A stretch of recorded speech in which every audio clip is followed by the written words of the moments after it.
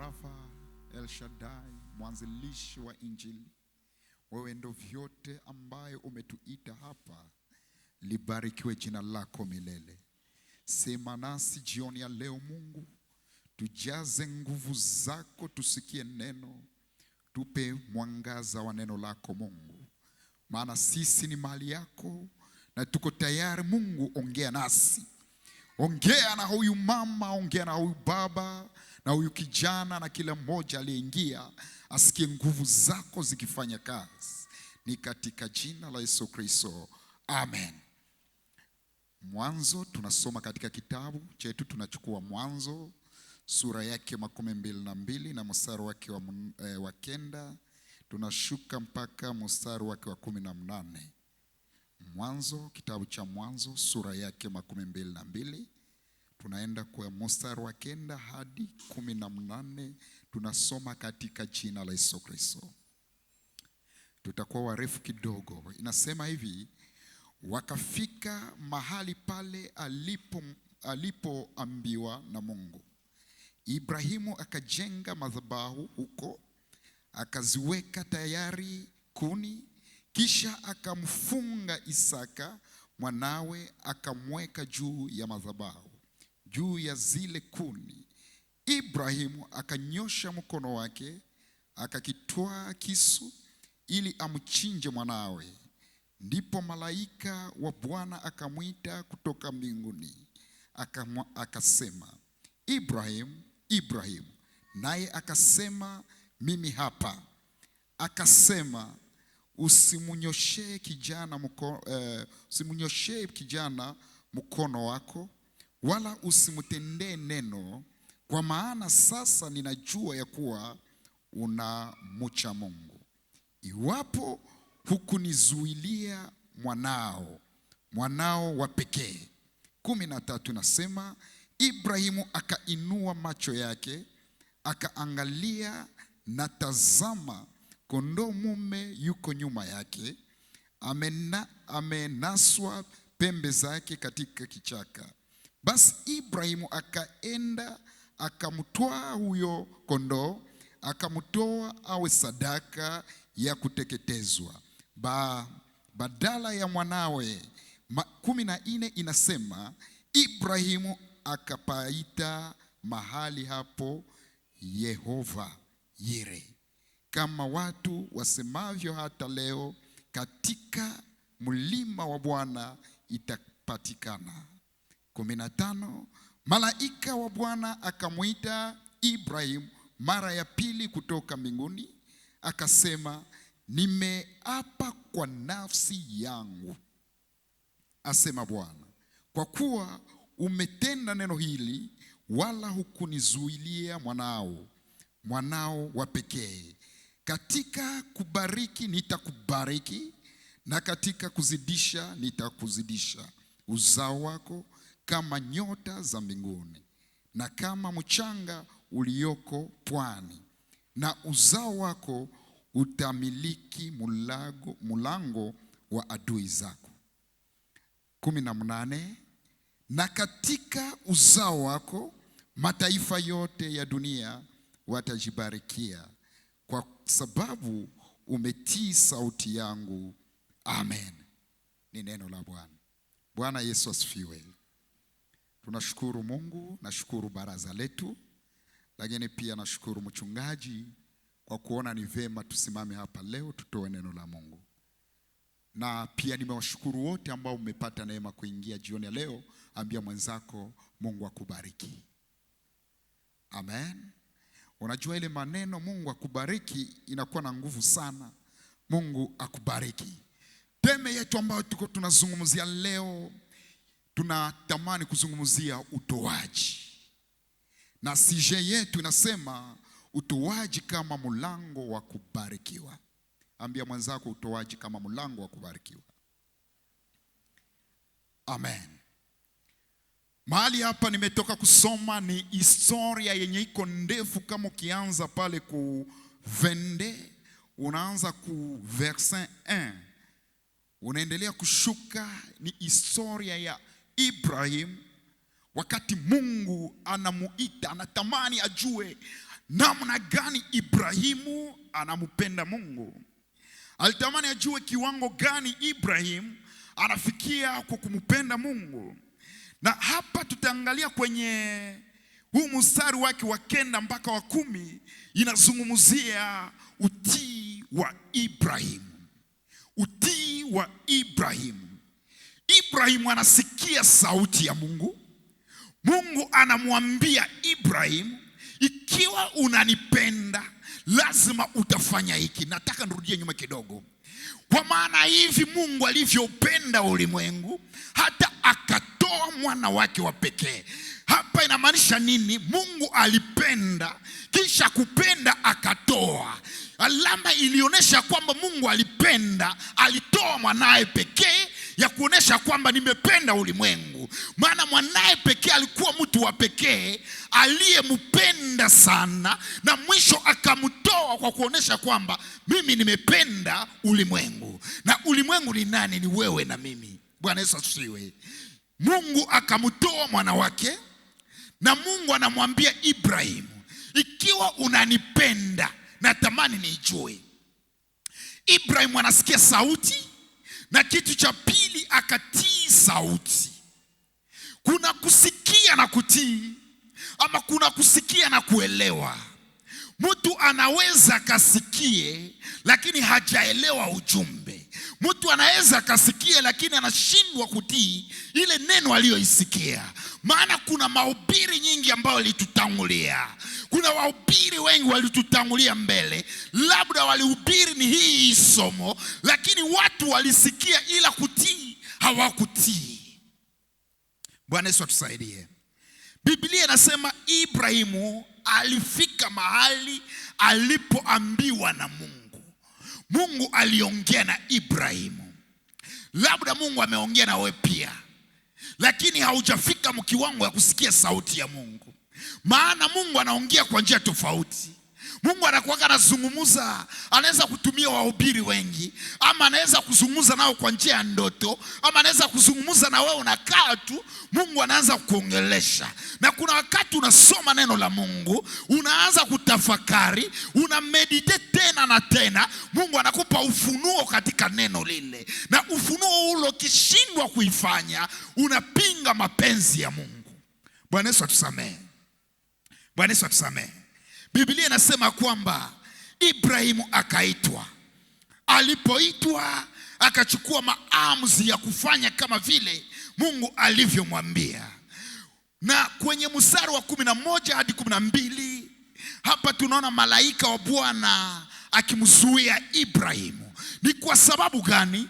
Ibrahimu alikuwa na mwanae mmoja anayeitwa Isaka, na Isaka ni mtoto wa ahadi ambaye Mungu ameita kupitia Isaka ni mwana wa ahadi. Lakini Mungu anamwambia, kama unanipenda nipee Isaka mwana wako ambaye ni mwana wa ahadi. Ina maana kusema Mungu akikuomba ataweka na njia ambayo atakupatilia yako. Bwana Yesu asifiwe. Mungu akikuomba kitu ambacho anajua kwamba hiki kitu atakitumia msiku zenye zitakuja, lakini Mungu anakuambia nipe hiki kitu, ni kitu ambacho atamaliza nacho, atatumikisha miaka zinakuja, lakini anakuambia nipatie hii kitu. Uona, tazama ni hii ndio Mungu atatumia, lakini Mungu anakuambia nipe ile kitu. Bwana Yesu asifiwe. Mungu yuko anakuambia nipe. Ibrahimu hakufanya moyo wake kuwa mgumu. Haijakuwa kwa bure Ibrahimu anaitwa baba yetu wa imani. Biblia inashuhudia Ibrahimu ni baba wa imani, kwa sababu Ibrahimu alifanya jambo ambayo sio kila mtu angeweza kuifanya.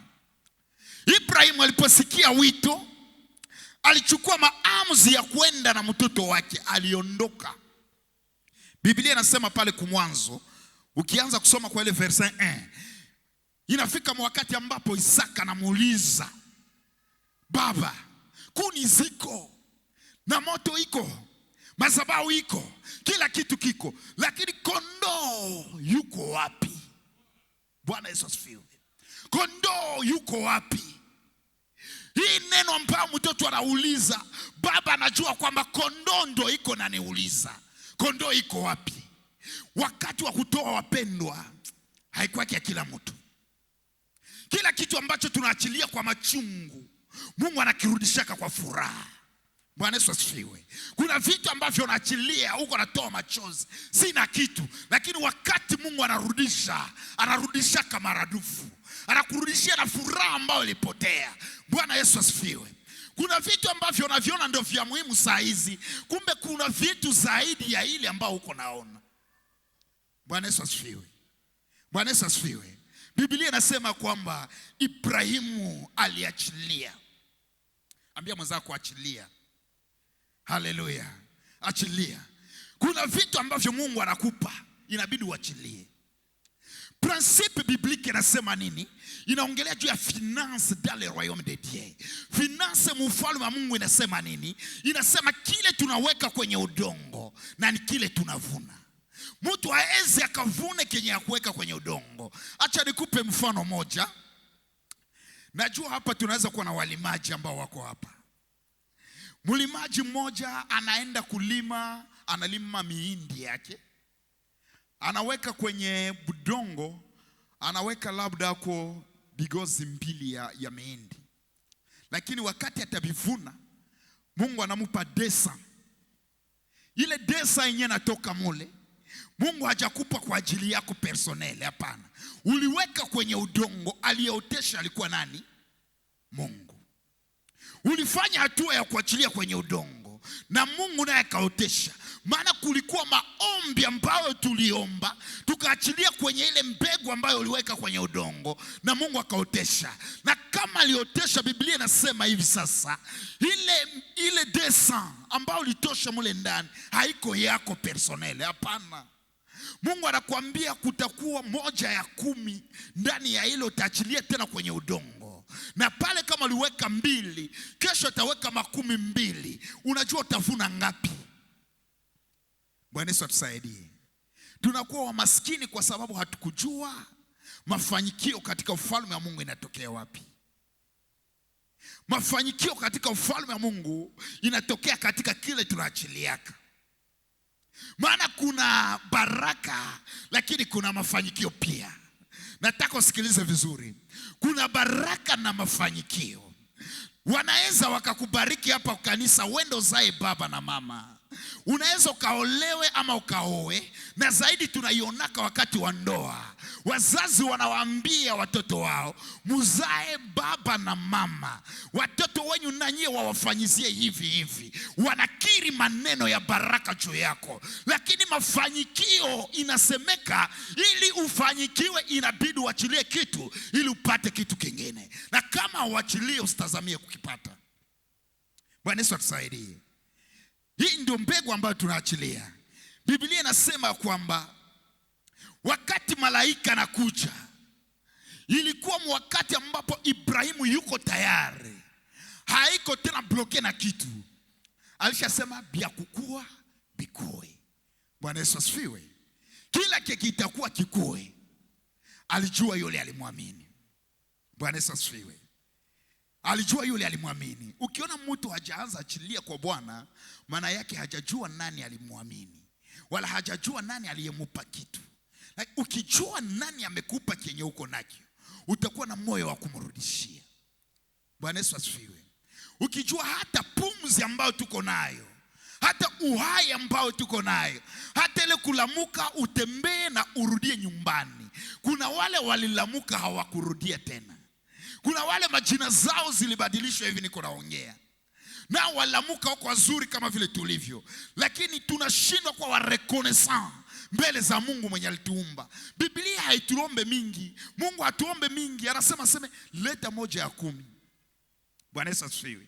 Leta tu 1 ya kile kenye alikupatia. Leta sadaka zako kwa Mungu. Atazidisha gala zetu. Hii ndio principe. Haleluya. Biblia inasema hivi, malaika akamwambia, malaika alimwambia Ibrahimu baraka nyingi, kwa sababu alimwahidi baraka nyingi. Kwa sababu gani? Kwa sababu alikuwa tayari kutoa. Na Biblia inasema atazaa na uzao wake utakuwa kama nyota zenye ziko juu, lakini pia itakuwa kama mchanga kwenye bahari. Hiyo ilikuwa baraka kwa sababu gani? Kwa sababu umenitii, nami nitakubariki. Kwa sababu umesikia sauti yangu, nami nitakuwa tayari kufanyizia kile kenye ukumerite. Kuna ile sadaka ambayo tunapana inakoze Mungu afanye kenye hangekufanyizia. Bwana Yesu asifiwe. Kuna sadaka tunatolea Mungu inaprovoke Mungu afanye kitu haraka haraka. Hata kitu kingekawia kinafanyika kwa haraka kwa sababu ya sadaka ambayo umeifanya. Hata kumtolea Mungu ni kama foli. Bwana Yesu asifiwe. Inakuwa kama foli.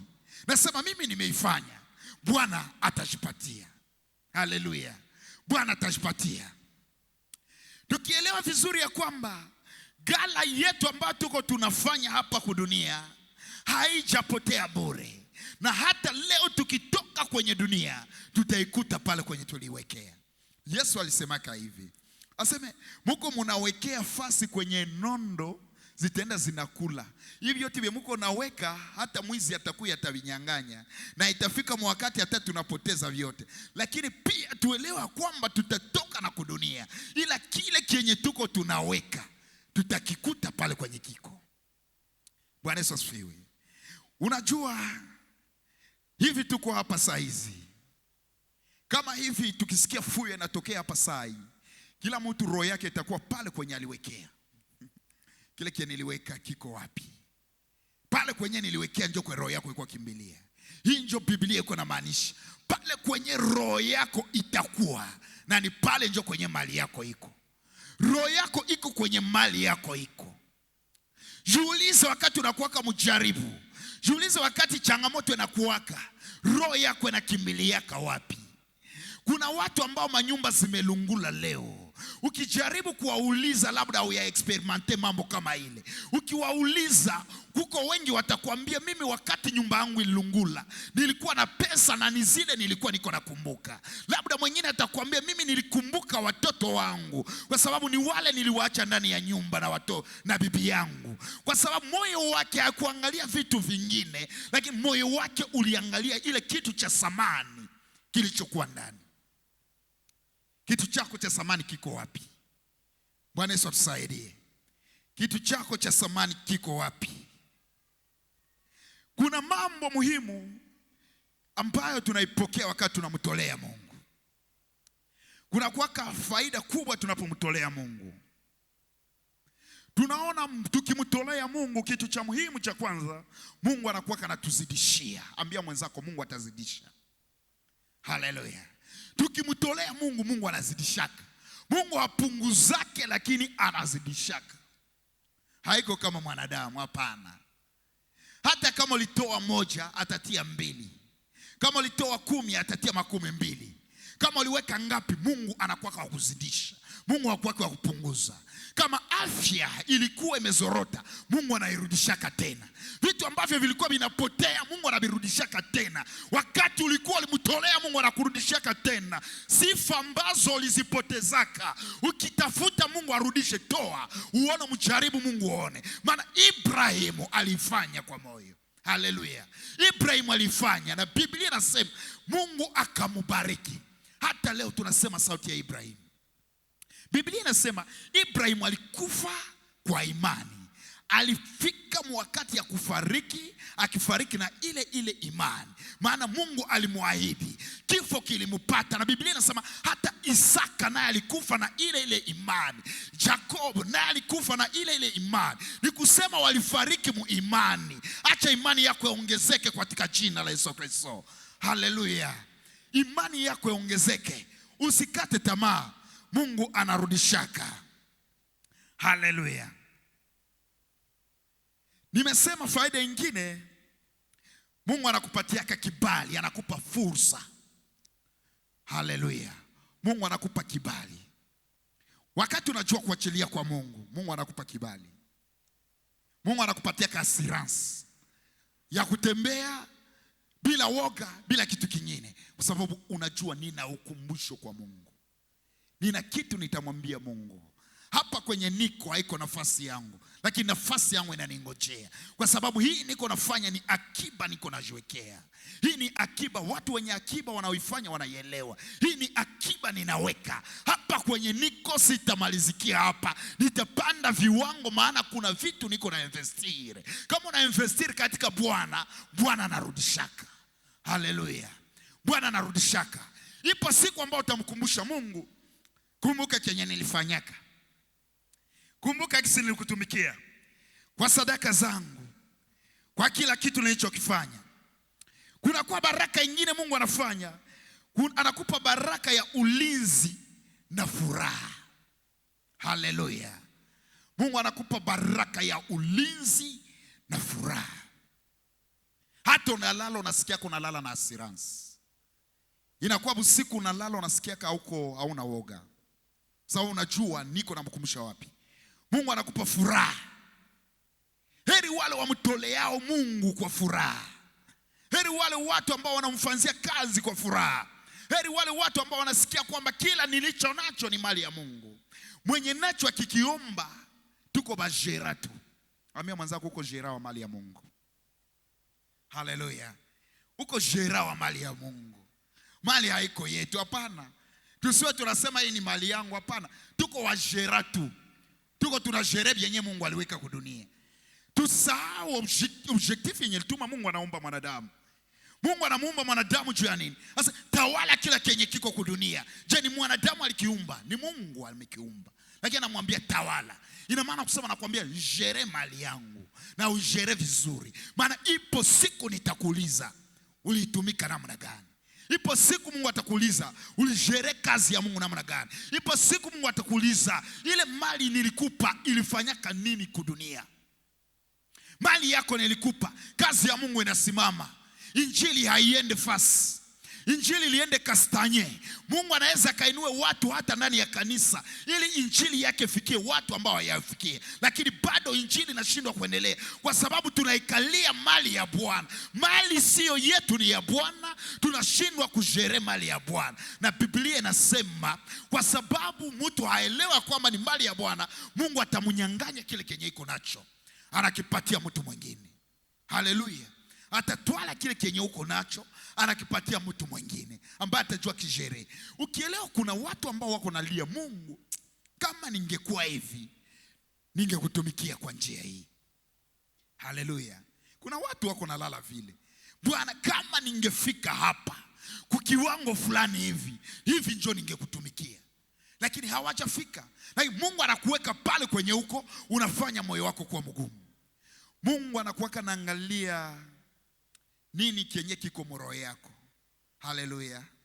Mungu anakuwa naangalia nini yenye kiko roho yako. Wangapi wana desire ya kumtolea Mungu hapa? Wana kiu cha kumtolea Mungu hapa? Wangapi? Haleluya. Mungu akubariki sana. Mimi ninasema vile kwa sababu Mungu anaachilia kwa wale wako na moyo ya kutoa. Kama unasikia niko na lala, niko na moyo na mimi endeza fanzia Mungu hiki, Mungu anakuwa kanaachilia kitu kwa sababu fanya nini? Umtolee. Haleluya. Simama kwa miguu tuombe Mungu. Simama kwa miguu yako. Najua kwamba moyo wako unaweza kuwa uko hapa, lakini umesikia neno la Mungu na unaomba Mungu, kama na mimi ningekuwa hivi naweza kutolea hiki.